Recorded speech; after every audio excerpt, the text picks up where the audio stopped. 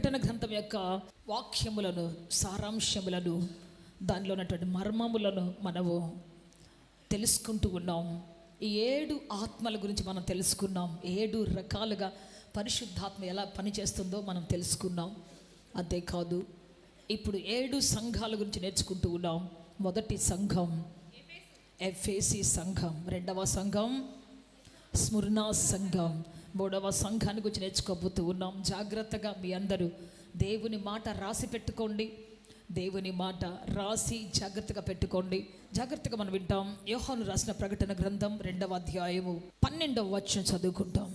ఉన్న సంఘపు దూతకు ఇలాగు రాయము, వాడి అయిన 2 అంచులు గల ఖడ్గము గల వాడు చెప్పు సంగతులేవి అనగా, సాతాను సింహాసనమున్న స్థలములో నీవు కాపురమున్నావని నేను ఎరుగుదును. మరియు సాతాను కాపురమున్న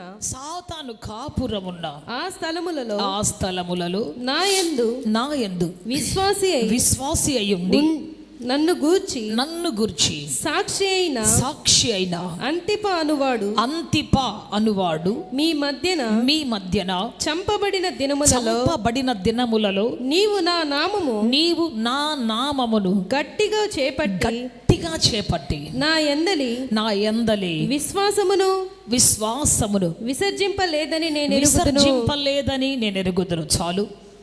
ఇక్కడ వరకు పెర్గమా సంఘాన్ని గురించి దేవుడు చెప్తూ ఉన్నాడు. ఇక్కడ పెర్గమా సంఘంలో అటువంటి ఆ సంఘంలో అటువంటి కొన్ని క్వాలిటీస్ దేవుడు చెప్తూ ఉన్నాడు. ఆ సంఘం ఎలా ఉంది అంటే, చెప్పండి, సాతాను రాజ్యము విస్తరించిన చోట, దాని సింహాసనం ఉన్న చోట, దాని సింహాసనం ఉన్నటువంటి చోట దేవుని బిడ్డ ఈ సంఘము విస్తరించి ఉన్నది. సాతాను సింహాసనం, మంచి అధికారం ఉన్న చోట ఈ యొక్క సంఘము ఉన్నది. అంతేకాదు ఆ ప్రాంతములో అంతిప అనేటువంటి ఒక వ్యక్తి హతసాక్షిగా చంపబడ్డాడు. దేవుని అందు విశ్వాసం ఉంచాడని, దేవుని అందలి విశ్వాసంతో సాగిపోతున్నాడని దేవుని బిడ్డ అతన్ని హతసాక్షిగా చంపినప్పుడు ఆ సంఘం అంట భయపడకుండా, చెదరిపోకుండా గట్టిగా విశ్వాసాన్ని చేతబట్టుకున్నటువంటి సంఘం. Praise the lord. Hallelujah, hallelujah. So చాలాసార్లు మనకు కష్టం వచ్చినప్పుడు చెదిరిపోతున్నాం, శ్రమ వచ్చినప్పుడు చెదిరిపోతున్నాం, బలహీనత వచ్చినప్పుడు చెదిరిపోతున్నాం మనకు తెలియకుండానే. కానీ ఇక్కడ ఎదురుగా తమ కళ్ళ ముందే ఒక వ్యక్తిని హతసాక్షిగా, నువ్వు యేసుప్రభువుని విడిచిపెడతావా, సంఘాన్ని విడిచిపెడతావా చెప్పు అని అంటే ఆయన ఏమన్నాడో తెలుసా? విడిచిపెట్టను. అంతిప అనే ఒక వ్యక్తి విడిచిపెట్టను, చంపేస్తామంటే చంపుకోండి అన్నాడు. కొట్టి అతను చంపేశారు. అయితే సంఘం అంతా చూస్తూనే ఉంది, సంఘం అంతా దాన్ని చూస్తూనే ఉంది. ఇంకొకళ్ళైతే ఏం చేస్తారు చెప్పండి? అమ్మో, ఇవాళ ఈయన అయ్యాడు, రేపు నేనవుతానేమో, ఇవాళ ఈయన వచ్చాడు, ఈయన చంపారు, రేపు నన్ను చంపుతారేమో అని చెదిరిపోతారు. మాకొద్దున ఆయన దేవుడు ఎక్కడున్నాడు, చంపుతుంటే కూడా కాపాడలేదు, చంపుతుంటే కూడా దిగి రాలేదు, తన ప్రజలను ఆయన కాపాడపోతే ఇంకెవరు కాపాడతారు, ఇదిగో కాపాడలేని దేవుడు మనకెందుకు, కాపాడలేనటువంటి దేవుడు మనకు అవసరమా అని వాళ్ళు ఆగిపోలేదంట. కాపాడకపోయినా అంటే ఇది ఎటువంటి సంఘం అంటే, దేవా నీ కోసం బ్రతుకుతామని సంఘం కాదంట, నీ కోసం చచ్చిపోతామనే సంఘం అంట. చప్పలు కూడా బిగ్గరగా దేని వాయిపరుస్తా, చెప్పాలి గట్టిగా. హల్లెలూయా, హల్లెలూయా.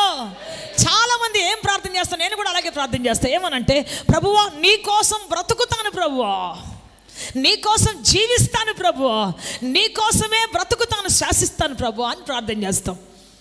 కానీ కొంతమంది ప్రార్థన చేస్తారు ఏంటో తెలుసా? నీ కోసం చచ్చిపోతాను ప్రభువా. Praise the lord.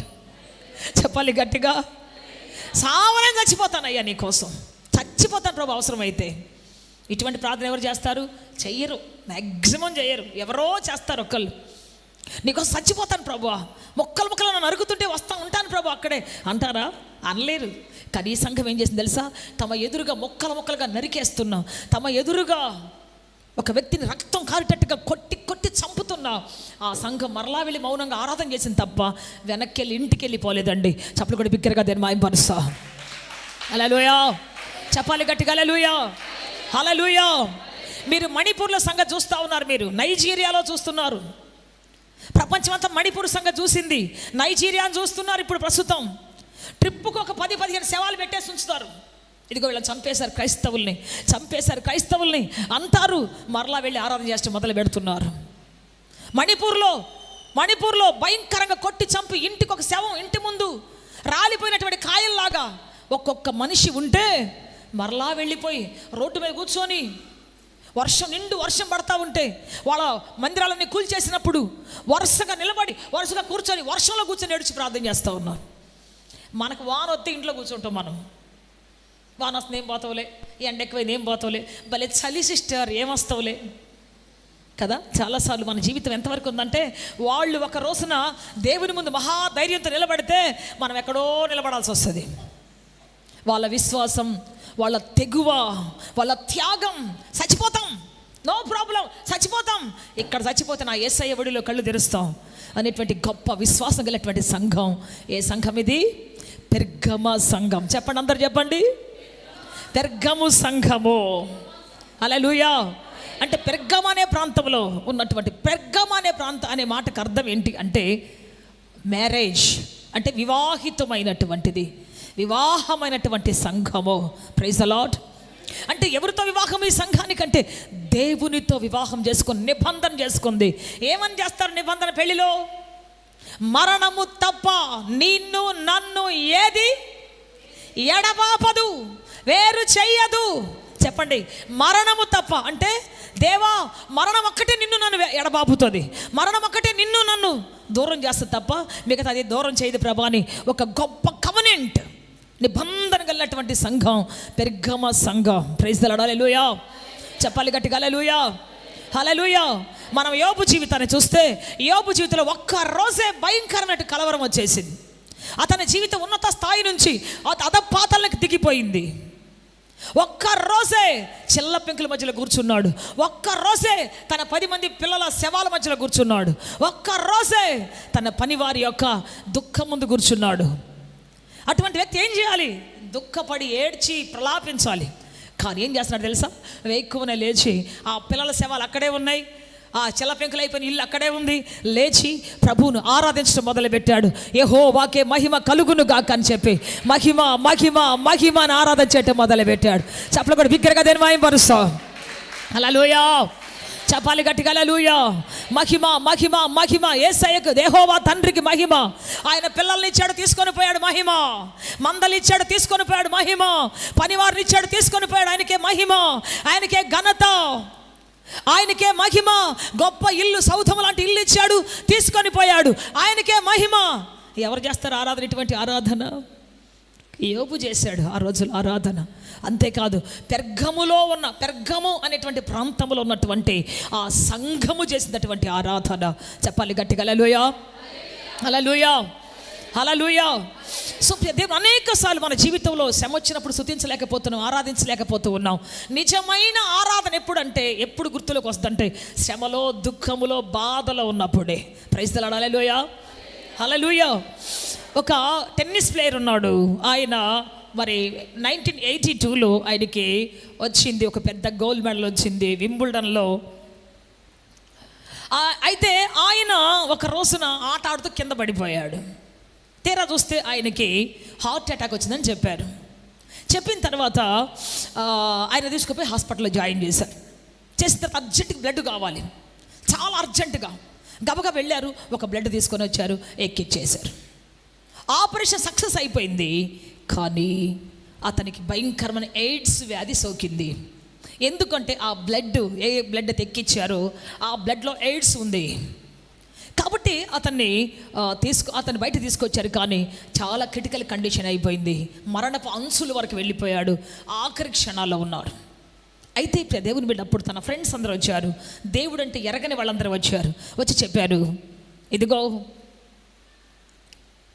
నువ్వు అర్జెంటుగా ప్రార్థన చేయి, దేవుడిని అడుగు, ఎందుకు నీకు ఇటువంటి పరిస్థితి ఇచ్చాడు, ఎందుకు ఇటువంటి జీవితం ఇచ్చాడు నీకు, ఎందుకు నువ్వు ఎంతమందికి సహాయం చేసావు, ఎంతమందిని చేర్చుకున్నావు, ఎంతమంది అనాథలకు సహాయం చేసావు, దేవుడు ఎంతగా ప్రార్థన చేసావు, ఆదివారం వస్తే ఎంత పెద్ద గేమ్ అయినా ఆడవు కదా, ప్రార్థించకుండా ఏ పని చేయవు కదా, ఎందుకు అని చెప్పేసి వాళ్ళు అడుగుతూ ఉన్నారు.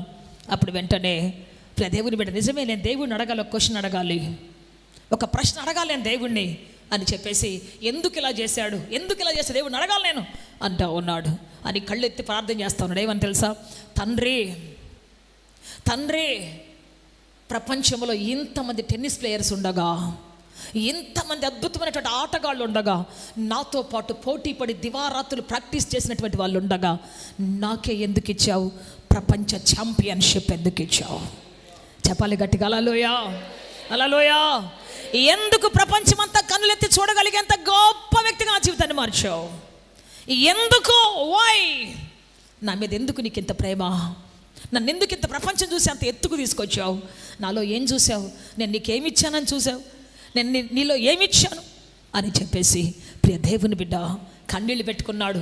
అందమైన భార్యను ఎందుకు ఇచ్చావు? అందమైన కుమారుని ఎందుకు ఇచ్చావు? నాకెందుకు ఇంత మంచి కుటుంబం ఇచ్చావు? ఇంత ఖ్యాతి ఎందుకు ఇచ్చావయ్యా అని కన్నీళ్లతో ప్రార్థన చేస్తూ ఉన్నాడు. చాలయ్యా, ఇంత మట్టుకు చాలు, ఎక్కాల్సిన గొప్ప శిఖరం ఎక్కేశాను, ఇక నేను నీ దగ్గరికి వస్తానయ్యా, చాలు నాకు ఈ జీవితం. నువ్వు నన్ను ఇంత తొందరగా తీసుకొని పోతున్నందుకు, ఇంత తొందరగా నీతో చేర్చుకోవాలి ఇష్టపడుతున్నందుకు థ్యాంక్ యూ అన్నాడంట. హల్లెలూయా. తనకిష్టం వచ్చిన పాట పాడుతూ ఉన్నాడంట, తనకిష్టం వచ్చిన గీతాన్ని ఆలాపిస్తూ ఉన్నాడు. Praise the lord, hallelujah. Yes ప్రియ దేవుని బిడ్డ, ఈ జీవితం క్షణభంగురమే. అయితే నష్టం వచ్చినప్పుడు, బాధ వచ్చినప్పుడు, శాపం వచ్చినప్పుడు మనం ఏం చేస్తున్నాం? ఎటువంటి పరిస్థితుల్లో ఉన్నాం? అదే మన జీవితంలో గొప్ప రికార్డ్. కష్టం వచ్చినప్పుడు, బాధ వచ్చినప్పుడు స్తుతించే స్తుతి ఆరాధన నీ సంఖ్యలను తెంచబోతూ ఉన్నది. నీ చెరసాల పునాదులు బ్రద్దలు చేయబోతూ ఉన్నది. నీ వ్యాధుల బలాన్ని కోల్చబోతూ ఉన్నది. నీ రోగాల బలాన్ని కోల్చబోతూ ఉన్నది. Praise the lord, hallelujah, hallelujah, hallelujah, హల్లెలూయా.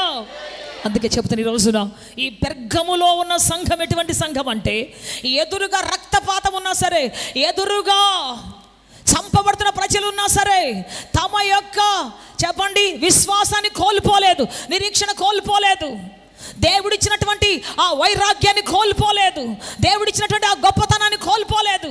వాళ్ళు దేవుల్లో సాగిపోతూ ఉన్నారు. అయితే ఇది ఒక సైడ్. రెండవ సైడ్ దేవుడు చెప్తున్న మాట ఏంటంటే చూద్దాం, అక్కడ చదవండి ఒకసారి. అయినను నేను నీ మీద కొన్ని తప్పిదములు మోపవలసి ఉన్నది, అవేవనగా విగ్రహం. ఒక్క నిమిషం, 14 వచనం. అయినను నేను నీ మీద కొన్ని తప్పిదములు మోపవలసి ఉన్నది. ఇంత భయంకరమైనటువంటి ఆరాధన చేసి విశ్వాసం కోల్పోనటువంటి ఒక సంఘాన్ని గురించి దేవుడు చెప్తూ ఉన్నాడు, నీ మీద కొన్ని తప్పులు మోపబోతున్నాను నేను అన్నాడు.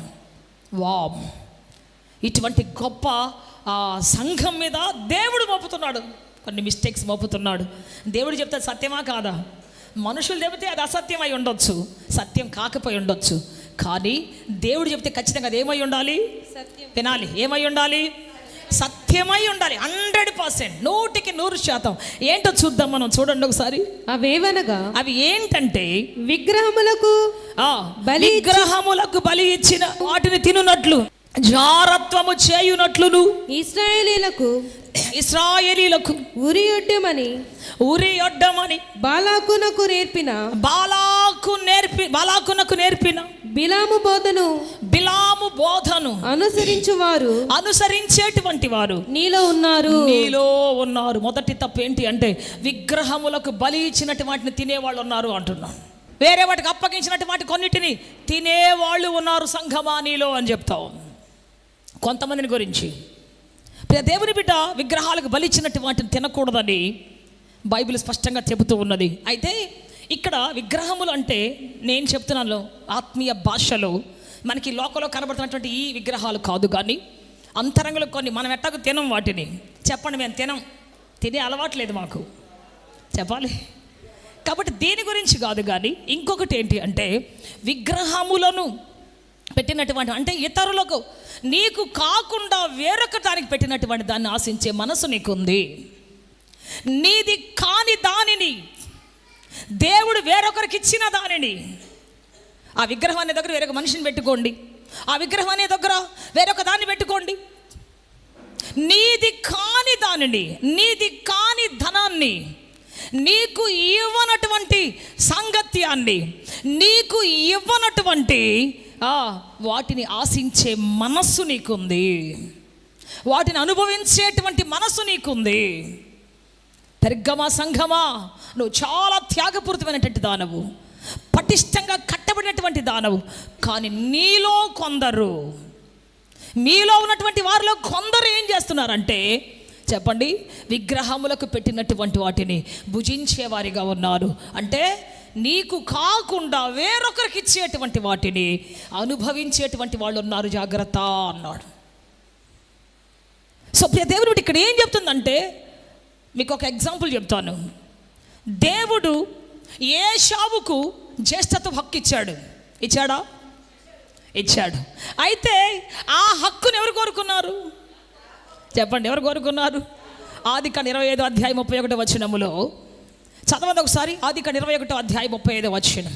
అందుకు యాకోబు, నీ జ్యేష్ఠత్వపు హక్కును నేడు నాకు ఇమ్మని అడుగగా, నేడు నాకు ఇవ్వు అన్నాడు. నీ జ్యేష్ఠత్వమును నాకు ఇవ్వు అన్నాడు యాకోబు. నీ జ్యేష్ఠత్వం నాకు ఇవ్వు అన్నాడు. దేవుడేం ఎవరికి ఇచ్చాడు జ్యేష్ఠత్వాన్ని? 4వ అధ్యాయం 22వ వచనం చదవండి.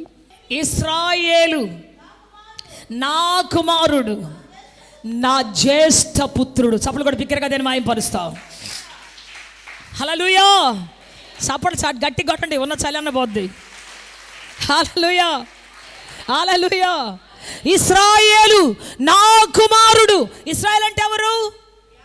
యాకోబు ఇశ్రాయేలుగా మారిన తర్వాత దేవుడు అంటున్నాడు, నా జ్యేష్ఠ కుమారుడు. He is my first born son. నువ్వు నేను ఆయనకు జ్యేష్ఠ పుత్రులమే, నీవు నేను ఆయనకు జ్యేష్ఠులమే. కాకపోతే చెప్పండి, మనలో మార్పు వచ్చేంత వరకు ఆయన అలా ప్రకటించట్లేదు. కానీ ఎప్పుడైతే మార్పు వచ్చిందో అప్పుడు జ్యేష్ఠులుగా మనం ప్రకటిస్తూ ఉన్నాడు. యాకోబుగా ఉన్నంతకాలం అతను మామూలుగానే ఉన్నాడు. ఇజ్రాయేలుగా మారిన తర్వాత దేవుడు అంటున్నాడు, ఇజ్రాయేలు నా జ్యేష్ఠ కుమారుడు. హల్లెలూయా. అంటే మనము కుయుక్తిగా సంపాదించింది ఎప్పుడు మనకి సుఖాన్ని ఇస్తుందంటే ఒట్టి మాట అది. కుయుక్తిగా సంపాదించి ఎప్పుడైనా మనకు జ్ఞానం ఇస్తుందా, మనకు మంచి హోదా ఇస్తుందంటే ఒట్టి మాట అది. కానీ దేవుడిచ్చేటువంటిది మనము మారి మనలో ఉన్న లోపాన్ని సరిచేసుకొని, మనలో ఉన్నటువంటి లోపాన్ని సరిదిద్దుకొని దేవుని ముందు నిలబడ్డప్పుడు ఆయనే పిలుస్తాడు మనల్ని, నువ్వు నా జ్యేష్ఠ పుత్రుడు రా, నువ్వు జ్యేష్ఠ పుత్రిక అని చెప్తాడు. చప్పలు కూడా బిగ్గరగా దేని మాయంపరుస్తా.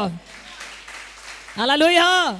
చెబుదాం గట్టిగా, హల్లెలూయా, హల్లెలూయా. సో జ్యేష్ఠ కుమారుడిగా చేశాడు, కానీ అన్నకున్న దాన్ని ఇవ్వమని చెప్పాడు. అందువల్ల ఆ రోజు అతని జీవితంలో భయంకరమైనటువంటి బానిసత్వం ఆరంభమైంది, అతని జీవితంలో భయంకర శాపం ఆరంభమైంది.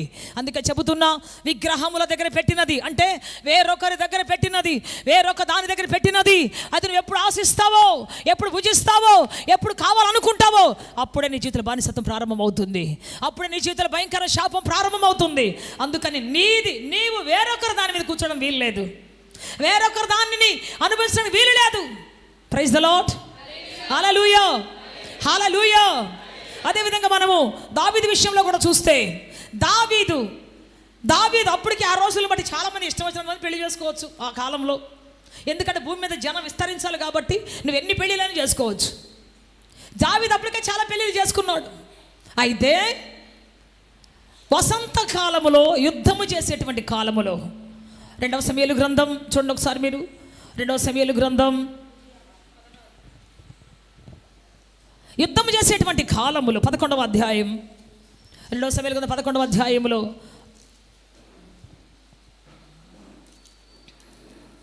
11వ అధ్యాయం 4వ వచనం చదువుకుంటాం. దావీదు దూతల చేత ఆమెను పిలువనంపెను. ఆమె అతని యొద్దకు రాగా అతడు ఆమెతో శయనించెను.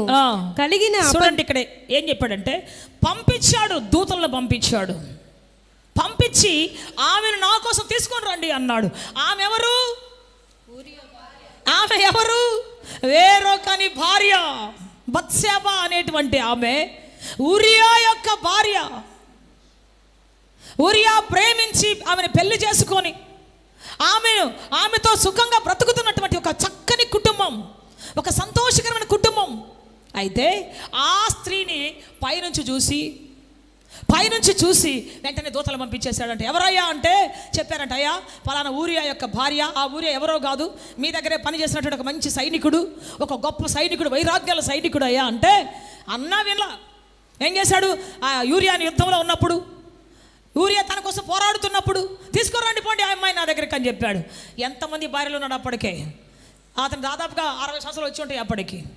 ఆ సమయంలో వేరొకరి భార్యని పిలువనంపించి ఆమెతో పాపము చేసి ఆమె గర్భవతి అయిన తర్వాత చెప్పండి ఆ ఊరియాని చంపేసి ఆ భార్యని తెచ్చిపెట్టుకున్నాడు. ఎంత ఘోరం!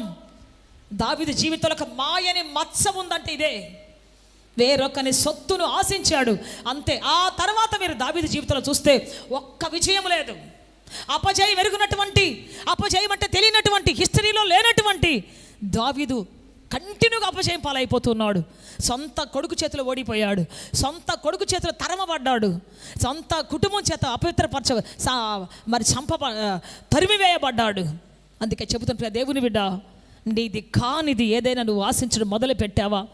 ఇంకొకరి ముందు పెట్టింది, ఇంకొకరి కోసం పెట్టింది, ఇంకొకరి కోసం ప్రత్యక్షపరచబడింది, ఏర్పాటు చేయబడింది. ఎప్పుడైతే నువ్వు ఆశిస్తున్నావో ఆ రోజు నీ జీవితంలో బానిసత్వం ప్రారంభమవుతుంది.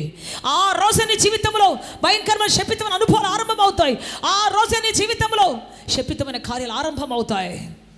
అందుకని ఈరోజు దేన్ని ఆశించకూడదు మనం చెప్పండి?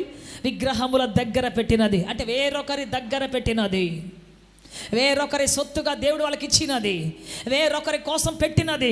నువ్వు ఎప్పుడు కూడా ఒక్కరోజు కూడా దాన్ని ఊహించడానికి వీలు. చెప్పాలి చెప్పాలి చెప్పాలి. నాకు తెలిసినటువంటి ఒక మా బాబాయ్, మా దూర బంధువు ఒక ఆయన ఉన్నాడు. ఆయన కాలేజీలో లెక్చరర్, పాఠాలు చెప్తాడు, ఇంటికి ట్యూషన్ కూడా చెప్పేవాడు. కాలేజీలో పాఠాలు చెప్పేవాడు, ఇంట్లో ట్యూషన్ చెప్పేవాడు. ఆయనకి 3 పిల్లలు, సొంత మేనగోడలను పెళ్లి చేసుకున్నాడు ఆయన. అయితే ట్యూషన్కి వచ్చే ఒక అమ్మాయి, నా క్లాస్మేట్, ఆ పిల్ల ట్యూషన్కి వచ్చి ఒక పిల్లని మరి ఎట్లా చేశాడు, ఏం చేశాడు, వాళ్ళిద్దరు ఎట్లా చేసుకున్నారు, మొత్తానికి ఆ పిల్లని ప్రేమించేశాడు. అనకూడదులే మనం దాన్ని, ఆ పెద్ద మంచి పదాన్ని వాడకూడదు అక్కడ. తర్వాత చూస్తే ఎప్పుడుకో తెలిసిన అమ్మాయి ప్రెగ్నెంట్ అయిపోయింది. ఆ పిల్లలు ఏం చేయాలో అర్థం కావట్లేదు. ఇక తర్వాత భార్య, మా పిన్ని, పిల్లల్ని తీసుకొని వెళ్ళిపోయింది. ఆయన ఒంటరోడు అయిపోయాడు, ఈ అమ్మాయితో కలిసి ఉన్నాడు. కోర్టు తీర్పు చెప్పింది, ఏం తెలుసా, ఉద్యోగం కావాలా, భర్త కావాలా, రెండిట్లేదు తీసుకో. మొత్తానికి ఆమె ఉద్యోగం తీసుకుంది, ఈ అమ్మాయి మాత్రం బాబాయిని తీసుకొని వెళ్ళిపోయింది. ఆ తర్వాత చూస్తే కిరసనాలు పోసుకొని తగలబెట్టుకుంది. నన్ను సరిగ్గా చూడట్లేదు, లేకపోతే నాకు సరిగ్గా ప్రొటెక్షన్ లేదని చెప్పేసి కిరసనాలు పోసుకొని తగలబెట్టుకొని, అసలు ఎట్టయిపోయిందంటే మంచి పిల్ల, బ్యూటిఫుల్గా ఉండే పిల్ల, చూస్తే వాంతి వస్తుంది మనకి, మొత్తం పైన పోసుకొని తగలబెట్టేసుకో, వాంతి వచ్చేస్తే అంత వికారం అయిపోయింది, చర్మం అంతా లాక్కొని పోయి. మా బాబాయ్ ఆ వికారమైన వ్యక్తితోటి కొన్ని సంవత్సరాలు బతకాల్సి వచ్చింది. పిల్లలు దూరం అయ్యారు, భార్య దూరం అయిపోయింది, కుటుంబం దూరం అయిపోయింది. ఆ తర్వాత ఆయనకి రాక ఆ ఊర్లో ఫస్ట్ ప్రొఫెసర్గా జాబ్ వచ్చింది ఆయనకి. First professor. వాళ్ళ నాన్న ఎంత కష్టపడి పని చేసి చదివించాడు వాళ్ళ ఇంట్లో వాళ్ళు. కానీ ఆ జాబ్ నాశనం అయిపోయింది, రిజైన్ ఇచ్చేశాడు. ఆ తర్వాత హార్ట్ అటాక్ వచ్చి ఒక 4-5 సంవత్సరాల క్రితం చనిపోయాడు. ప్రియ దేవుని బిడ్డ, ఎంత ఘోరమైన పరిస్థితి, ఎంత ప్రొఫెషనల్గా బ్రతకాల్సిన ఒక వ్యక్తి జీవితం నాశనం అయిపోయింది. అందుకే చెబుతున్నా, వేరొక దగ్గర పెట్టినది నీది కాదు, జాగ్రత్త. వేరొక దగ్గర పెట్టినది అది జాబే కావచ్చు. కొంతమంది జాబులు కోరుకుంటారు, మంచి టాప్ ర్యాంకులో ఎగ్జామ్ రాసి కొట్టుకునే జాబ్ వేరు, అది నీకు ఎప్పటికీ ప్రొటెక్షనే. అది కాకుండా ఎవరికో పెట్టిన జాబుని లంచం ఇచ్చో, లేకపోతే మానిపులేట్ చేసో, లేకపోతే అధికారాన్ని ఉపయోగించో, ఎవరితోనో చెప్పించో తీసుకుంటావు చూసావా, ఆ జాబ్ వల్ల నీకు ఎప్పటికీ సంతోషం ఉండదు, ఆ జాబ్ వల్ల నీకు ఎప్పటికీ ఆనందం ఉండదు. నువ్వు మంచి ర్యాంకు చదువుతావో, ర్యాంక్ ఆశీర్వాదమే. చెప్పాలి గట్టిగా. విగ్రహముల దగ్గర పెట్టేది, నీది కాని దాని దగ్గర పెట్టేది, ఎక్కడో పెట్టిందాన్ని తీసుకునేటువంటి అనుభవం నీకుంది. సంఘమా, పెర్గమా సంఘమా, నువ్వు చాలా వైరాగ్యాల సంఘానివి. నీలో వైరాగ్యాలటువంటి వాళ్ళు ఉన్నారు. రక్తపాతం జరుగుతున్నా, శ్రమలు చాలా రేగుతున్నా, ఇదిగో నీవు ధైర్యము చెడిపోకుండా నా కోసం నిలబడ్డావు, నాకు బాగా తెలుసు. అయితే నీలో కొన్ని తప్పులు మోపాలి, నీలో కొంతమంది జనం ఉన్నారు, తనది కాని దానిని అనుభవించాలనుకునేటువంటి వాళ్ళు ఉన్నారు. సంఘమా, సెట్ రైట్ యువర్ సెల్ఫ్. నీ యొక్క జీవితాన్ని సరి చేసుకో, బాగు చేసుకో. Praise the lord. చెప్పాలి గట్టిగా. హల్లెలూయా. నీది కాని డబ్బు, నీది కాని పొలం. ఇంకో విషయం కూడా చెప్తా నేను. ఆహాబు చక్రవర్తి రాజు తన పక్కనే ఉన్నటువంటి నాబోతు పొలాన్ని, తన పక్కన ఉన్నటువంటి నాబోతు పొలాన్ని, మొదటి రాజుల 21వ అధ్యాయములో చదవండి ఒకసారి. 1 Kings 21 చాప్టర్. ఈ సంగతుల తర్వాత ఇశ్రాయేలులో షోమ్రోన్ రాజైన ఆహాబు నగరును ఆనుకొని ఇశ్రాయేలు వాడైన నాబోతునకు ఒక ద్రాక్ష తోట కలిగి ఉండగా ఆహాబు నాబోతును పిలిపించి, నీ ద్రాక్ష తోట నా నగరును ఆనుకొని ఉన్నది గనుక అది నాకు కూర తోటకి ఇవ్వు, నీ ద్రాక్ష తోట నాకు ఇవ్వు. చెప్పండి, ఆయన అమ్మితే పర్లేదు, కానీ మనం అడిగినా పర్లేదు, నాకు ఇవ్వు అంటే అతను ఏమన్నాడంటే, అయ్యా ఇది నా పితరుల స్వాస్థ్యం, నేను ఇవ్వలేను అయ్యా అన్నాడు. అప్పుడు ఆగాలి కదా, ఇది నా పితరులు సంపాదించింది అయ్యా, దేవుడు వాళ్ళకి ఇచ్చింది అయ్యా, నేను అనుభవిస్తున్నాను, నేను ఇది ఇవ్వలేను అయ్యా అన్నాడు. ఆగిపోవచ్చు కదా, ఆగలేదు. దొంగ సాక్షులు పెట్టేసేసి వాళ్ళ ఊరిలో ఆ కుటుంబాన్ని అంతా రాళ్లతో కొట్టి చంపించాడు ఆహాబు యెజెబెలు.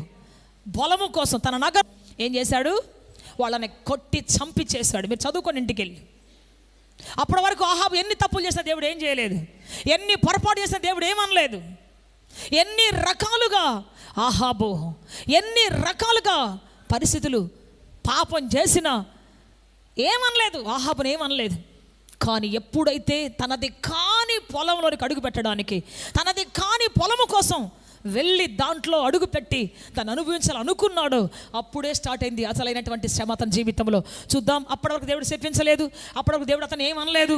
కానీ ఎప్పుడైతే ఈ విధంగా నాబోతు అనేటువంటి ఒక దిక్కులేని వాడి పొలాన్ని తీసుకోవాలనుకున్నాడు, అప్పుడు ఆరంభమైంది. చూడండి, అదే 21వ అధ్యాయం 17వ వచనం. అప్పుడు యెహోవా వాక్కు తిష్బీయుడైన ఏలీయాకు ప్రత్యక్షమై ఇలాగ సెలవిచ్చెను, నీవు లేచి షోమ్రోనులో ఉన్న ఇశ్రాయేలు రాజైన ఆహాబును ఎదుర్కొనుటకు బయలుదేరుము. అతడు నాబోతు యొక్క ద్రాక్ష తోటలో ఉన్నాడు. అతడు దానిని స్వాధీనపరచుకొనబోచున్నాడు. నీవు అతని చూచి ఇలాగు ప్రకటించుము. యెహోవా సెలవిచ్చినదేమనగా దీన్ని స్వాధీనపరచుకొనవలెనని నీవు నాబోతును చంపితివి కదా. యెహోవా సెలవిచ్చినదేమనగా ఏ స్థలమందు కుక్కలు నాబోతు రక్తమును నాకెను ఆ స్థలమందే కుక్కలు నీ రక్తమును నిజంగా నాకునని కుక్కలు నీ రక్తాన్ని నాకుతాయి అన్నాడు. నిజానికి నాబోతుకు శక్తి లేదు, ఆహాబురాజును ఎదిరించే శక్తి లేదు. కానీ వాని దేవుడు, ఆ దిక్కులేని వాడి దేవుడు ముందుకు వచ్చాడు. వెంటనే ప్రవక్తను మేలుకొలిపాడు. లే, పైకి లే ఏలియా అన్నాడు. చెప్పు ప్రభువా అన్నాడు. నువ్వు అర్జెంటుగా ఇదిగో నాబోతు అనేటువంటి వ్యక్తి పొలములో దాన్ని స్వాధీనం చేసుకోవడానికి వెళుతున్నటువంటి ఆహాబు రాజును ఎదుర్కోపో అన్నాడు. ఎందుకు ప్రభు అంటే అతడు దాన్ని స్వాధీనపరచుకోబోతున్నాడు, తన కాని దానిని. వెళ్ళు, చెప్పి మాట అన్నాడు. ఏం మాట అంటే, ఏ స్థలమందు నాబోతు యొక్క రక్తము కుక్కలు నాకాయో నీ రక్తం కూడా అక్కడే కుక్కలు నాకబోతూ ఉన్నాయి. ఆమెన్ చెప్పాలి. ఆమెన్. నోరు తెరవండి. సో దేవుని బిడ్డ, దేవుని యొక్క ఉగ్రత నిక్కుటముగా దిగి వచ్చింది. మనం అనుకుంటాం ఎవరు చూడలేదులే, ఏమనుకో, ఏం జరగదులే, నేను ఎన్ని దొంగ సంతకాలు పెట్టి ఇచ్చిన, ఎన్ని ఏలు ముద్రలు వేయించిన ఎవరు తెలియదులే అనుకుంటాం. కానీ ఎవరు చూస్తున్నారు? ఆకాశం మీద చూచుతున్నటువంటి దేవునికి మరుగైనది ఏది ప్రపంచంలో లేదో. చెప్పాలి, లేదో. హల్లెలూయా, హల్లెలూయా. ఆయనకు సమస్తము తెలుసు. ఆకాశంతో చూస్తున్నవాడు నవ్వుతున్నాడంట. అందుకే చెబుతున్నా, నీది కాని భూమి, నీది కాని వ్యక్తి, నీది కానటువంటి జ్యేష్ఠత్వ హక్కు, నీది కాని హక్కు, నీది కాని ఆధిపత్యం, నీది కాని ఘనత, నీది కానిది ఏది కూడా నువ్వు తీసుకోవడానికి వీలు లేదు. That's all. నీకు దేవుడు ఏమిచ్చాడంటే నీవు ఆశిస్తున్న దానికంటే ఎక్కువే ఇచ్చి ఉన్నాడు నీకు.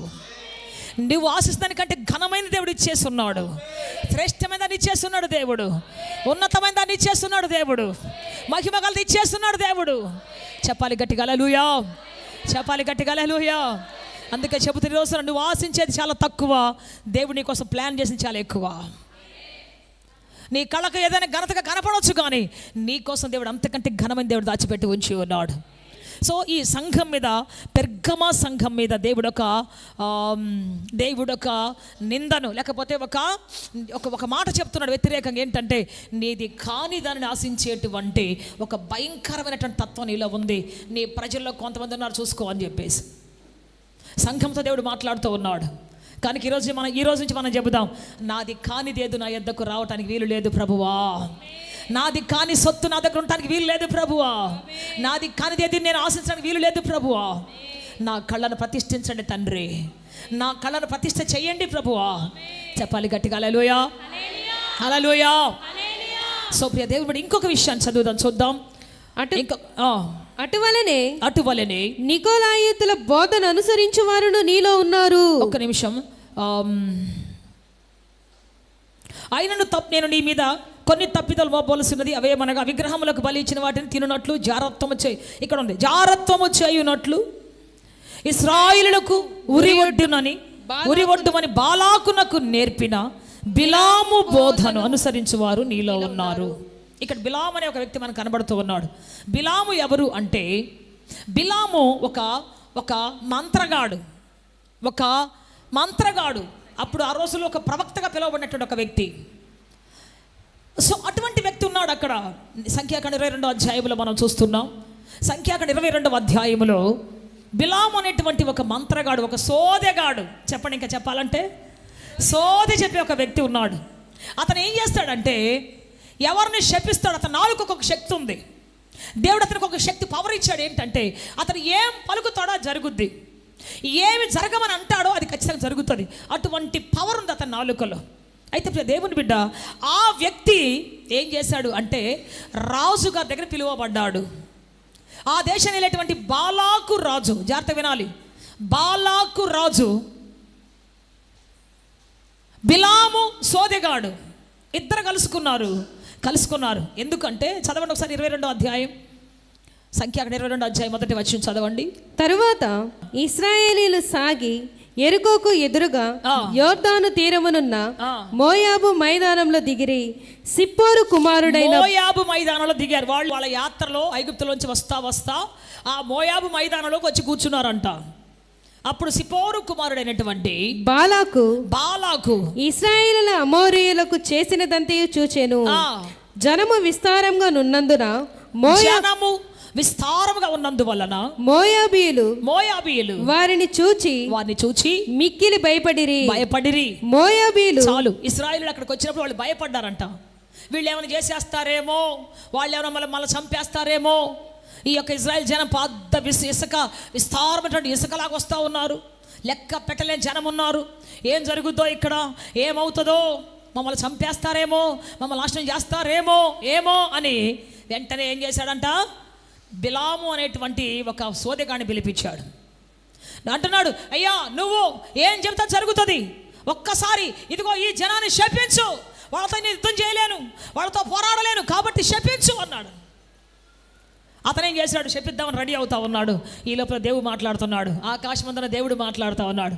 ఏ సోదిగాడితో దేవుడు మాట్లాడాడు, కానీ ఇప్పుడు మాట్లాడాల్సిన అవసరం వచ్చేసింది. ఏమని, నా ప్రజలు ఆశీర్వదించబడినటువంటి వారితో నువ్వు ఒకటి కానీ రెండు కానీ మాట్లాడడానికి వీల్లేదు, శపించడానికి వీల్లేదు అన్నాడు దేవుడు. చప్పలు కూడా బిగ్గరగా దేని మాయంపరుస్తా.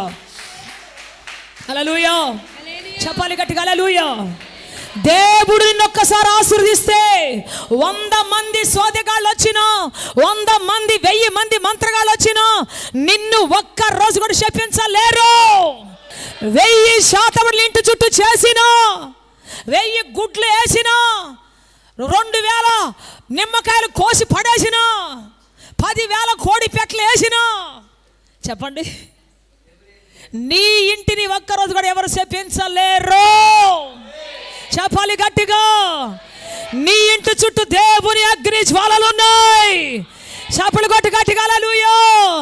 నీ ఇంటి చుట్టూ దేవుని ప్రకాశమానమైన దూతలు ఉన్నాయి. నీ ఇంటి చుట్టూ దేవుని అగ్ని జ్వాలలు సంచరిస్తున్నాయి. నీ ఇల్లు దేవుని అగ్ని జ్వాలామయమై ఉన్నది. ఎవరు నిన్ను శపించలేరు, ఎవరు నిన్ను కిందికి లాగలేరు, ఎవరు నిన్ను పాడు చేయలేరు, నీ బ్రతుకుని ఎవరు నాశనం చేయలేరు. హల్లెలూయా, హల్లెలూయా. 20 దేవుని బిడ్డ అక్కడ రాయబడిన మాట ఏంటి అంటే, నా ప్రజలు ఆశీర్వదించబడినటువంటి వారు శపించొద్దు. అందుకు దేవుడు, నీవు వారితో వెళ్ళకూడదు, ఆ ప్రజలను శపించకూడదు. వారు ఆశీర్వదింపబడిన వారు ఆశీర్వదించబడినటువంటి వారు. నేను ఆశీర్వదించబడిన వ్యక్తిని. అందరూ చేయతి చెప్పండి, నేను ఆశీర్వదించబడిన వ్యక్తిని, దీవించబడిన వ్యక్తిని. ఏ మంత్రము, ఏ శకునము, ఏ చిల్లంగితనము, ఏ చేతబడి నన్ను ముట్టలేదు, నన్ను నాశనము చేయలేదు. ఆమేన్, హల్లెలూయా, హల్లెలూయా. నమ్ముతున్నవి మాట. చాలామంది ఫోన్లు చేసి చెబుతుంటారు, సిస్టరు మాకు శాతపడి చేశారు సిస్టర్. నేను అంటాను, శాతపడి చేయడానికి ఎవరున్నారమ్మా నీ ముందు నిలబడ్డానికి? నీ ముందు నిలబడ్డవాడు సామాన్యవాడి వాడు కాదు. నీ ముందు నిలబడినటువంటి దేవుడు ఎవరు? సమస్త శక్తులు శరము వంచి నమస్కరించగలిగే గొప్ప సామర్థ్యం గల దేవుడు ఇంటి ముందు నిలబడి ఉన్నాడు. చెప్పాలి గట్టిగా. నీ ఇంటి పేరు చెబితేనే గజగజలు ఆడిపోతాడు, అంతే. నీ ఇంటి పేరు చెబితేనే గజగజలు ఆడిపోతాడు సాతానుడు. అంత శక్తివంతంగా నీ ఇంటిని మార్చి ఉన్నాడు. చెప్పలు కూడా బిగ్గరగా దేని మాయంపరుస్తా. హల్లెలూయా, హల్లెలూయా, హల్లెలూయా. ఎస్ దేవుని బిడ్డ, నీ ఇంట్లో ప్రార్థన ఉన్నప్పుడు, గుండెలో యథార్థత ఉన్నప్పుడు, నీ గుండెలో సత్యం ఉన్నప్పుడు, ఆరాధన ఇంటిలో ఉన్నప్పుడు ఏ దురాత్మ రావటానికి వీల్లేదు. అది కాకుండా ఇంకోటి ఉన్నప్పుడు నువ్వు పిలవకుండా వచ్చి కూర్చుంటాడు వాడు. ఈ మధ్య మేము ఆ జగనన్న క్వార్టర్స్లో ప్రార్థన చేయడానికి వెళ్ళాం. అట్లా వెళ్తున్నాం, ఆ సందులోంచి వెళ్తా ఉన్నాం. ఒక ఇంట్లో చేయనపడతా ఉన్న సీరియల్. ఇంతకుముందు చర్చకు వచ్చేవాళ్ళు, వాళ్ళు ఇప్పుడు మానేసి వాళ్ళ ఇష్టం వచ్చిన రాజ్యంలోకి వెళ్ళిపోయారు. ఆ ఇంట్లో చిన్నపడతా ఉంది. ఏంది తలుపేస్తున్నావు అన్నాడు అవతల ఒక మగ ఆయన సీరియల్లోంచి. ఆడామనింది. మగ ఆయన అంటున్నాడు, తలుపు ఎందుకు వేస్తారో తెలీదా, చండాలమైన మాటలు మాట్లాడడానికి అంటున్నాడు. అంటే ఈ మాట అక్కడ ఉండి కళ్ళు ఆర్పుకొని ఆ చండాలమైన మాట వినడానికి, అక్రమంగా వచ్చి ఒక వ్యక్తి తలుపేసి మాట్లాడుతున్న సీరియల్ చూడటానికి. చెప్పండి, కూర్చొని సాహసంగా చూస్తూ ఉందామె. ఆ ఇంట్లో దెయ్యాలు రావా, భూతాలు రావా? ఆ ఇంట్లో సాతానుడు ప్రవేశించడా? నీ ఇంట్లో ఏం వినబడుతుంది? నీ ఇంట్లో ఏది ప్రతిధ్వనిస్తూ ఉంది? ఏ స్వరం వినబడుతుంది నీ జీవితంలో?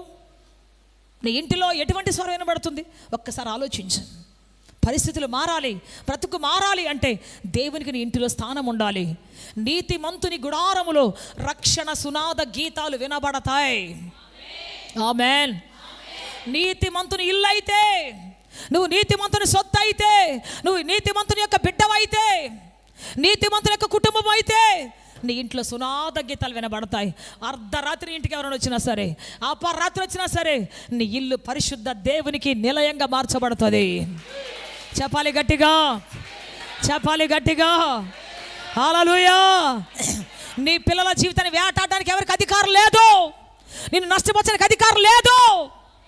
Praise the lord. Hallelujah. So ప్రియ దేవుని బిడ్డ, ఈ బిలాము ఎంత వేగంగా వెళ్ళాడంటే 3 సార్లు స్థలాలు మార్చాడు. మరి కొండ ఒకసారి ఎక్కాడు, లోయల్లో ఒకసారి చూశాడు, మైదానంలో ఒకసారి చూశాడు. ఇంటిని బంగారం ఇస్తానంటే మళ్ళీ వెళ్ళాడు, ఎక్కువ ఇస్తానంటే ఇంకా వెళ్ళాడు, నిన్ను గణపరుస్తానంటే ఇంకా వెళ్ళాడు. దేవుడు వద్దు అన్నా వెళ్తా ఉన్నాడు. చివరికి దేవుడు శపించడానికి ఇవ్వలేదు అతనికి. నోరు తెచ్చి మాట్లాడిన ప్రతిసారి ఆశీర్వాదం వస్తుంది, శాపం రావట్లేదు వాళ్ళకి. అందువల్ల మైక్ సరి చేయి, గొంతు పోతా ఉంది. అందువల్ల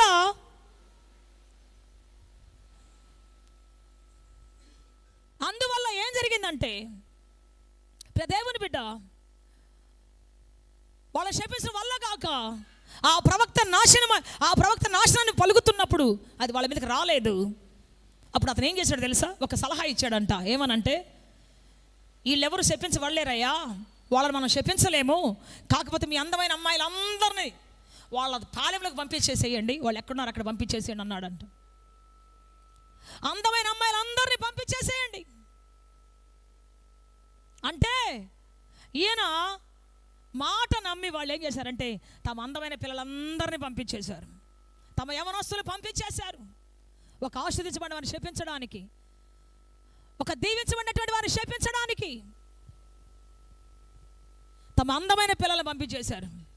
అప్పుడు ఇశ్రాయేలీయులు వాళ్ళు పిలిచిన పిలుపుని బట్టి వాళ్ళు పిలిచారంట, మేము మా దేవతలకి బలిస్తున్నాం, మీరు కూడా రండి, మంచి భోజనం ఉంటుంది, చాలా బాగుంటుంది అక్కడ రండి అని పిలిచారంట. వీళ్ళందరికీ వాళ్ళు మైమరిచిపోయి వాళ్ళతో పాటు వెళ్ళిపోయారు. ఆ తర్వాత దేవుని ఉగ్రత దిగి వచ్చింది. ఆ రోజు కొన్ని వేల మంది చంపబడ్డారు. అంటే బిలాము ఏం చెప్పాడు అంటే ఒక ఆశీర్వదించబడినటువంటి ఇంటిని, జాతిని శపించడానికి వేరే మార్గం, కుయుక్తి గల మార్గం, వాళ్ళని మోసం చేయడానికి, వాళ్ళని బలహీనపరచడానికి వేరొక మార్గం చెప్పి పంపించాడు. అందువల్ల ఆ ఇశ్రాయేలీయులు చాలామంది చంపబడ్డారు, నరకబడ్డారు. ఆ రోజుల్లో దేవుని ఉగ్రతకు పాత్రులు అయిపోయారు. ప్రియ దేవుని బిడ్డ, అంటే బిలాము బోధ చేసేవాళ్ళు, డొంకతిరుడుగా మాట్లాడేటువంటి వాళ్ళు, శపించబడినటువంటి పరిస్థితులు కూడా నడిపించేటువంటి వాళ్ళు, యవనస్తులు మరులు గొలిపేటువంటి వాళ్ళు, యవనస్తులు పాడు చేసేటువంటి వాళ్ళు, మంచి కుటుంబాలు నాశనం చేసేటువంటి వాళ్ళు, పచ్చగా కళకళాడుతున్న కుటుంబాలని, పచ్చగా బాగున్నటువంటి కుటుంబాలని నాశనం చేసేటువంటి వాళ్ళు నీ సంఘంలో ఉన్నారు. జాగ్రత్త, నీ సంఘంలో జాగ్రత్త.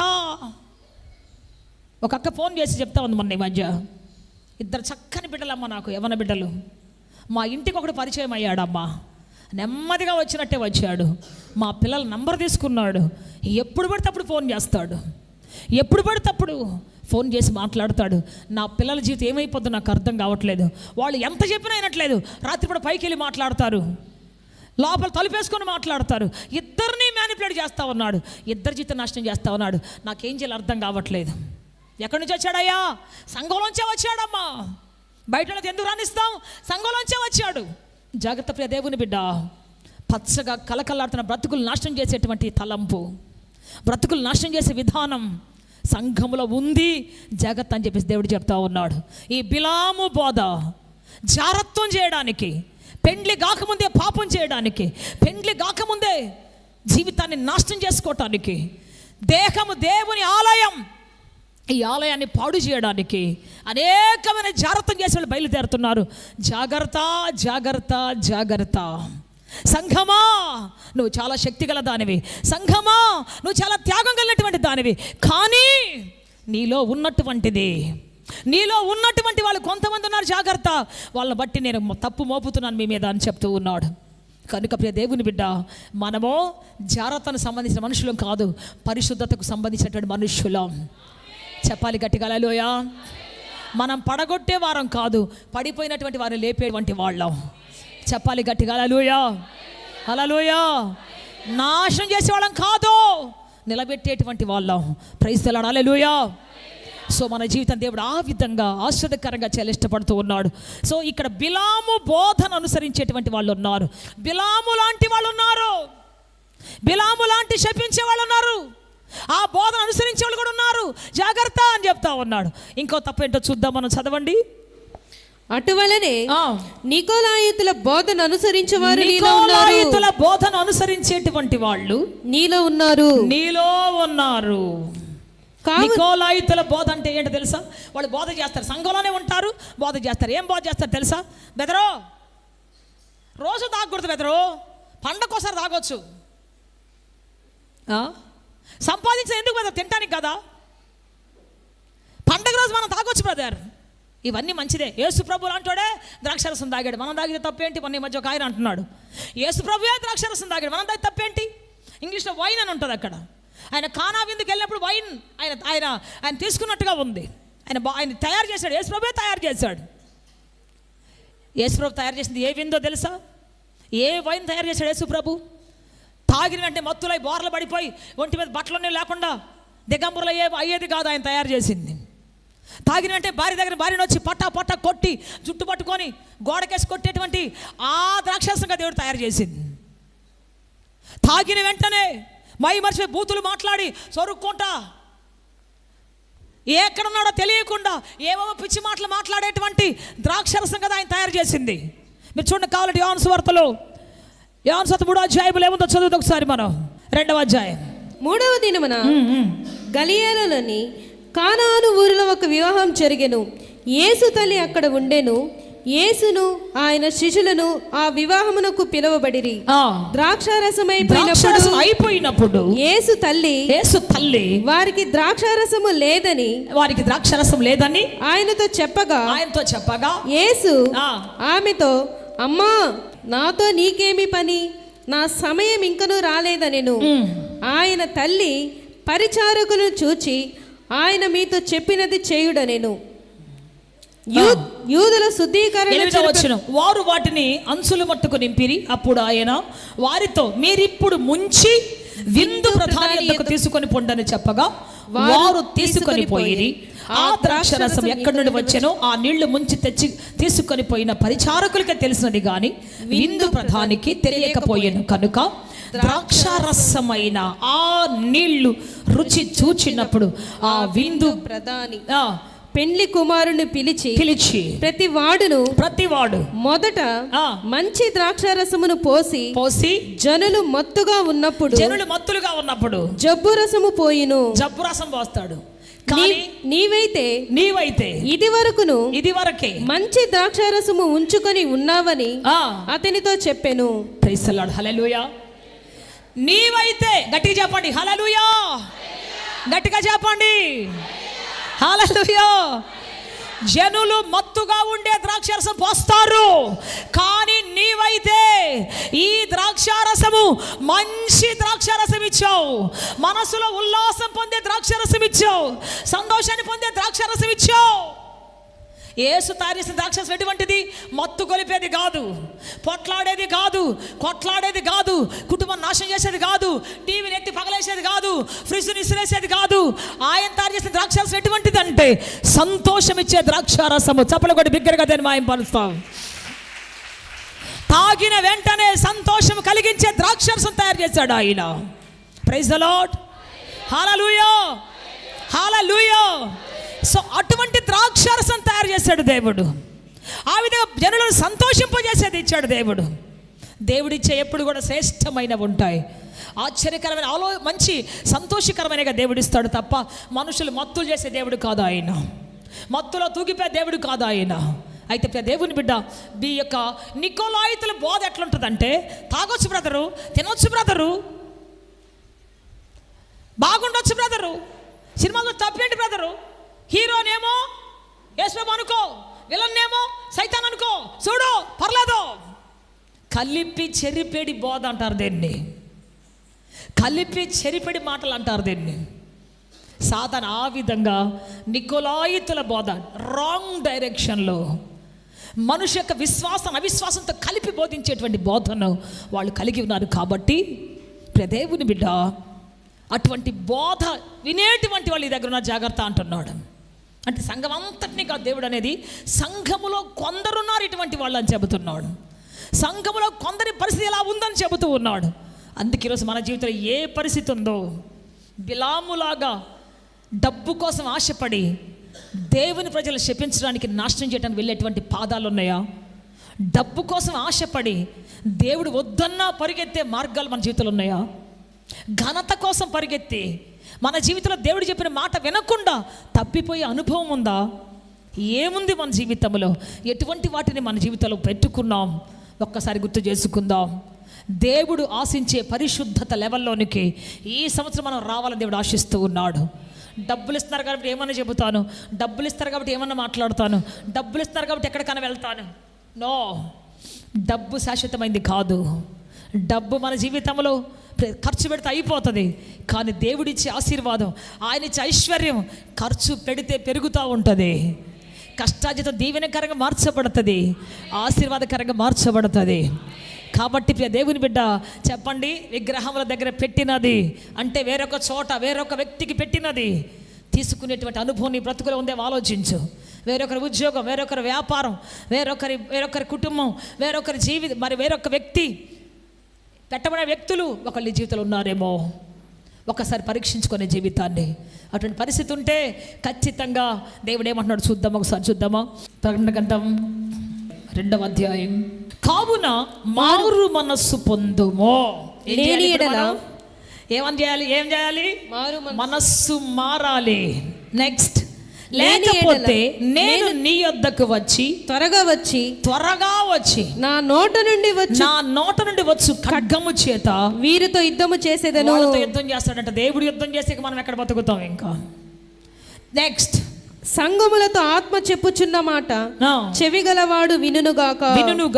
జయించువానికి జయిస్తే జయించున్న వారి మరుగై ఉన్న మన్నాను భుజింపనిత్తును మరియు తెల్లని రాతినిస్తును. ఆ రాతి మీద చెక్కబడిన ఒక క్రొత్త పేరు ఉండు. చప్పలు కూడా బిగ్గరగా దేని మాయం పరుస్తాం. చెబుదాం గట్టిగా హల్లెలూయా. 3 తప్పిదాలు మోపాడు. ఈ 3 విషయంలో నీవు కానీ మారు మనసు పొందితే, మనసు తిప్పుకుంటే 3 రకాల ఆశీర్వాదాలు ప్రభు నీకు పంపబోతున్నాడు. మొదటి ఆశీర్వాదం ఏమిటి అంటే చెప్పండి, మరుగై ఉన్న మన్నా. నీకు మరుగై, నీ కంటికి కనపడనటువంటి, నీ చెవికి వినపడనటువంటి, ఎప్పుడూ చూడనటువంటి ఆహారమును నేను నీకు భుజింప చేయబోతూ ఉన్నాను. చెప్పాలి గట్టిగా హల్లెలూయా. చెప్పాలి గట్టిగా హల్లెలూయా. నీకు తెలియనటువంటి ఆహారపు నిధులను తీసుకొని రాబోతూ ఉన్నాను. నీ నోటిని మేలుతో నింపబోతున్నాను. నీ నోటిని సమృద్ధితో నింపబోతున్నాను.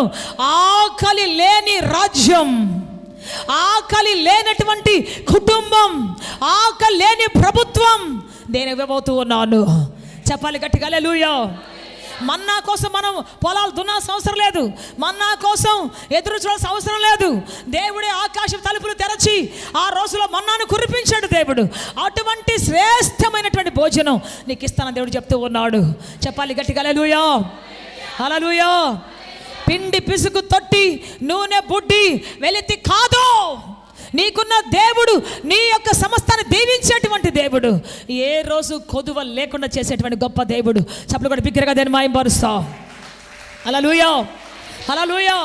మరుగై ఉన్న మన్నా, కనపడని మన్నా, నువ్వు ఎర్రగని మన్నాతో దేవుడు నిన్ను భుజింప చేయబోతూ ఉన్నాడు. నెక్స్ట్ ఇంకోటి, తెల్లని రాతినిస్తాను. అంటే తెలుపు పరిశుద్ధతకు సాదృశ్యం. స్ట్రాంగ్ అయినటువంటి రాయి లాంటి పరిశుద్ధతనిస్తాను, యథార్థతనిస్తాను, నమ్మకత్వాన్ని ఇస్తాను నీకు, కదలని విశ్వాస జీవితం ఇస్తాను నీకు, తెల్లగా తళతళ మెరిసేటువంటి పరిశుద్ధ బ్రతుకు నీకు ఇస్తాను అంటున్నాడు దేవుడు. చప్పలు కూడా బిగ్గరగా దేని మాయం పరుస్తా. హల్లెలూయా. చెప్పాలి గట్టిగా హల్లెలూయా. హల్లెలూయా. అదే కాదు, క్రొత్త పేరు. పాత పేరు తాగుబోతేమో క్రొత్త పేరు నీకు పరిశుద్ధుని ఇవ్వబోతూ ఉన్నాడు. పాత పేరు దరిద్రుడేమో, దరిద్రురాలేమో, దేవుడు నీకు క్రొత్త పేరు ఇవ్వబోతూ ఉన్నాడు. ఐశ్వర్యవంతురాలని పేరు ఇవ్వబోతూ ఉన్నాడు. పాత పేరు నిరుద్యోగేమో, ఈరోజు దేవుడు చెప్తున్నాడు క్రొత్త పేరు, గొప్ప గెజిట్ ఆఫీసర్ అని ఇవ్వబోతూ ఉన్నాడు. ప్రొఫెసర్ అని ఇవ్వబోతున్నాడు. టీమ్ లీడర్ అని ఇవ్వబోతూ ఉన్నాడు. నాయకురాలను ఇవ్వబోతూ ఉన్నాడు. ఆయన నాయకత్వం నీ చేతికి అప్పగించబోతున్నాడు. ఇప్పుడు దరిద్రురాలివేమో, శాపగ్రస్తుడివేమో, నీ పరిస్థితి తల్లకిందులైపోయి ఉందేమో, చేతుల చిల్లు కవ్వలేక సతమతమైపోతున్నావేమో. ఈరోజు దేవుడు చెప్తున్న మాట ఏంటి అంటే, ఇదిగో నేను క్రొత్త పేరు నీకు ఇవ్వబోతూ ఉన్నాను. సమృద్ధి కలవారని పేరు ఇవ్వబోతున్నాను. సమాధానం కలవారని పేరు ఇవ్వబోతూ ఉన్నాను.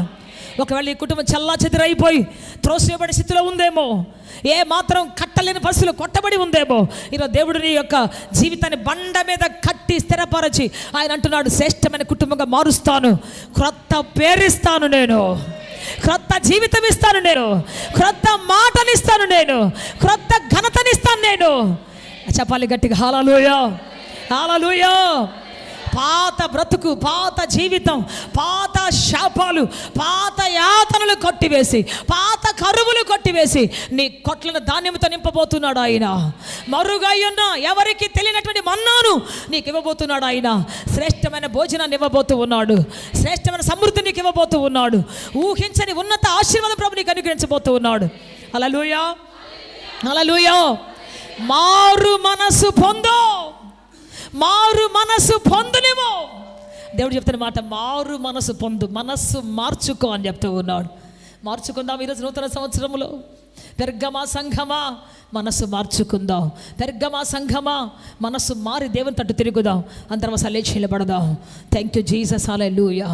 అందరం ఒకసారి లేచి నిలబడదామా? నన్ను మన్నించవా తండ్రి, అటువంటి జీవితం మాలో ఉండటానికి వీలు లేదు ప్రభువా, అటువంటి బ్రతుకు మాలో ఉండటానికి వీలు లేదు ప్రభువా. దేవా మమ్మల్ని విడిపించండి తండ్రి, నాకు తెల్లని రాతిని ఇవ్వండి తండ్రి, మరుగైన మన్నాను ఇవ్వండి తండ్రి, మరుగైన మన్నాను నాకు దయచేయండి తండ్రి, మరుగైన మన్నా నాకు కావాలి ప్రభువా. నీ కృపలో నన్ను నిలబెట్టు తండ్రి, నీ దయలో నన్ను కట్టి స్థాపించు నాయన, శక్తితో నిలబెట్టు తండ్రి. చెప్పాలి చెప్పాలి చెప్పాలి. అయ్యా నాకు క్రొత్త పేరు కావాలి నాయన. ఒకప్పుడు రౌడీనై ఉండొచ్చు, ఒకప్పుడు గుండానై ఉండొచ్చు, ఒకప్పుడు రౌడీ షీటర్నై ఉండొచ్చు, ఒకప్పుడు పాపిష్టి జీవితమై ఉండొచ్చు, ఒకప్పుడు నా బ్రతుకులో చెప్పకుండా రహస్యమైనటువంటి పరిస్థితులు ఉండొచ్చు. కానీ రోజును ప్రభువా నేను క్రొత్త సంవత్సరములో క్రొత్త పేరు పొందాలని ఆశిస్తున్నాను. అన్యాయమైన పేరు కొట్టివేయబడాలి, అక్రమమైన పేరు నాశనమై పోవాలి, దుర్మార్గమైన సాక్ష్యము లయమై పోవాలి. ఆహాబు శిక్ష నాకొద్దు తండ్రి, యాకోబు శిక్ష నాకొద్దు, యాకోబు బానిసత్వం నాకొద్దు ప్రభువా. ఆహాబు రక్తపాతము నాకొద్దు. నేను నీ బిడ్డగా మారాలి తండ్రి, నీ జ్యేష్ఠుడిగా మారాలి నాయన, నీ జ్యేష్ఠురాలిగా మారాలి నాయన, నీ బిడ్డగా నా బ్రతుకు మారాలి తండ్రి. చెబుదామా చెబుదామా చెబుదామా ఈ రోజున ప్రభువా నన్ను పరిశుద్ధ పరచు తండ్రి, నన్ను కుడి ఎడమ తొట్టిల్లి పోనీయొద్దు తండ్రి, నన్ను బలహీన పడనీయొద్దు తండ్రి. యేసయ్యా నన్ను మలచండి తండ్రి, నన్ను రూపాంతర పరచండి నాయన, తొట్టిల్లి పోనీయొద్దు నా జీవితాన్ని ప్రభువా. హల్లెలూయా హల్లెలూయా. చెబుదాం అందరం, అందరం చెబుదాం, అందరం చెబుదాం. దేవుడు తెల్లని రాతిని ఇవ్వబోతున్నాడు, పరిశుద్ధతతో ప్రకాశించే జీవితాన్ని ఇవ్వబోతున్నాడు, పరిశుద్ధాత్మతో నిలబెట్టే జీవితాన్ని ఇవ్వబోతున్నాడు ఆయన. యేసయ్యా రండయ్యా, నా జీవితం నిలబెట్టు తండ్రి, బ్రతికించు నా జీవితాన్ని ప్రభువా. నీలో జీవించే కృప నాలో నింపండి ప్రభువా. చెప్పాలి చెప్పాలి చెప్పాలి. యేసయ్యా యేసయ్యా యేసయ్యా యేసయ్యా చెప్పాలి. తెల్లని రాతిని నాకు ఇవ్వండి తండ్రి, పరిశుద్ధమైన నామమును తండ్రి, యేసు క్రీస్తుకు కలిగిన నామమును తండ్రి ప్రభువా నా జీవితంలో దయచేయవా తండ్రి. ప్రార్థన ప్రార్థన ప్రార్థన చేయి, అద్భుతం చేయబోతున్నాడు దేవుడు. పాతవన్నీ గతించిపోవాలి తండ్రి, పాత పేరు కొట్టివేయబడాలి, జగడగొండి పేరు కొట్టివేయబడాలి, పోట్లాడే పేరు కొట్టివేయబడాలి, పరిశుద్ధాత్మతో నింపబడే సమాధాన నామము నాకు రావాలి, సమాధాన కీర్తి గల నామము నాకు రావాలి. అయ్యారను నిలబెట్టవా తండ్రి, అయ్యారను బ్రతికించవా తండ్రి, నీ కృపలో నన్ను దాచి నడిపించయ్యా, నీ శక్తితో నన్ను నిలబెట్టు నాయనా, నీ జీవముతో నన్ను నింపు నాయనా, నీ ప్రభావముతో నన్ను నింపు నాయనా, నీ క్షేమముతో నన్ను నింపు నాయనా. Thank you Jesus. Hallelujah hallelujah hallelujah hallelujah. చెప్పాలి. ఆకాశం తెరవబడుతుంది నీ కోసమే, దేవుని మహిమ దిగి రాబోతుంది నీ కోసమే, ఆశీర్వాదం దిగి రాబోతుంది నీ మీదనే, దేవుని ఆత్మ వర్షం కురవబోతుంది నీ మీదనే, దేవుని శక్తిగా ఆత్మ కురవబోతుంది నీ మీదనే. ఆత్మతో సత్యముతో ఆరాధించాలని ఆశిస్తున్నారా? యేసయ్యను గూర్చి మరింత లోతుగా తెలుసుకోవాలని అన్వేషిస్తున్నారా? శ్రమల, వేదనల, గొడ్రాలితనమా, నిరుద్యోగమా, ఓటమియా, సమస్య ఏదైనా జవాబు మాత్రం యేసులోనే. మీ సమస్యల కొరకు ప్రార్థించుటకు మా ప్రేయర్ ద్వారములు ఎల్ల వేళలా తెరవబడే ఉంటాయి. వివరములకు మా చిరునామా హోలీ ప్యారడైజ్, KH వాడ, నవాబ్పేట, నెల్లూరు, ఆంధ్రప్రదేశ్, ఇండియా. మా ఫోన్ నంబర్లు 9247807631 మరియు రండి, మీ దుఃఖ దినములు సమాప్తములగును. ఆమేన్ ఆమేన్.